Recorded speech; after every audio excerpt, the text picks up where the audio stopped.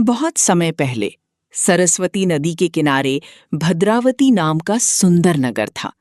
वहां द्युतिमान नाम के राजा राज करते थे। राजा बहुत धर्मात्मा और न्यायप्रिय थे। उनके 5 पुत्र थे, लेकिन सबसे छोटा पुत्र धृष्ट बुद्धि बहुत बुरे स्वभाव का था। धृष्ट बुद्धि जुआ खेलता था, शराब पीता था, चोरी करता था और गलत संगति में रहता था। उसने अपने परिवार का नाम खराब कर दिया था। राजा ने उसे कई बार समझाया, लेकिन वो नहीं माना। आखिरकार परेशान होकर राजा ने उसे राज्य से निकाल दिया। घर और धन दौलत सब छिन जाने के बाद धृष्ट बुद्धि जंगलों में भटकने लगा।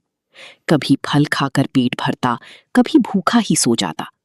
धीरे धीरे उसे अपनी गलतियों का एहसास होने लगा। एक दिन भटकते भटकते वो कौंडिन्य ऋषि के आश्रम पहुंच गया।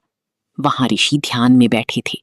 धृष्ट बुद्धि उनके चरणों में गिर पड़ा और बोला, हे मुनिवर, मैंने जीवन में बहुत पाप किए हैं।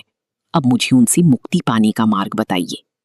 ऋषि ने दया करके कहा, वैशाख मास की शुक्ल पक्ष की एकादशी को मोहिनी एकादशी आती है। इस दिन श्रद्धा से व्रत करो। भगवान विष्णु इस दिन श्रद्धा से व्रत करो, भगवान विष्णु की पूजा करो, कथा सुनो और रात में जागरण करो। इस व्रत के प्रभाव से बड़े बड़े पाप भी नष्ट हो जाते हैं। धृष्ट बुद्धि ने पूरे मन से मोहिनी एकादशी का व्रत किया, भगवान विष्णु की पूजा की, भजन किया और अपने पापों के लिए क्षमा मांगी। व्रत के प्रभाव से उसके सारे पाप नष्ट हो गए, उसका मन शुद्ध हो गया और मृत्यु के बाद उसे वैकुंठ लोक की प्राप्ति हुई। मोहिनी एकादशी का व्रत करने से मनुष्य की पाप नष्ट होते हैं, बुद्धि शुद्ध होती है और भगवान विष्णु की कृपा प्राप्त होती है। सच्चे मन से किया गया व्रत जीवन बदल सकता है।